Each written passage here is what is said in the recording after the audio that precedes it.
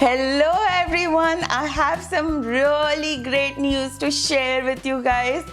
Something's Cooking with Alpa is now 200,000 subscribers strong.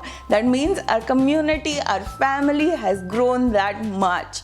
200,000 subscribers. Isn't that great news? Now the next mark is 500,000 subscribers. So do support me, do stick with me because I will be posting many new interesting videos and recipes very much on weekly basis.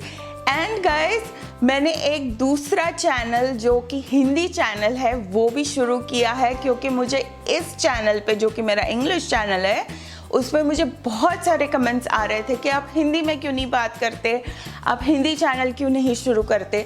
तो इस वजह से मैंने Hindi channel भी शुरू किया है जिसका नाम है एट होम विद अल्पा इन हिंदी। और आप इस चैनल को YouTube पे सर्च कीजिए, इसे सब्सक्राइब कीजिए। इस चैनल को भी आपका इतना ही प्यार दीजिए जितना आपने मेरे इंग्लिश चैनल को दिया है। और मिलते हैं बहुत ही जल्द दोबारा से।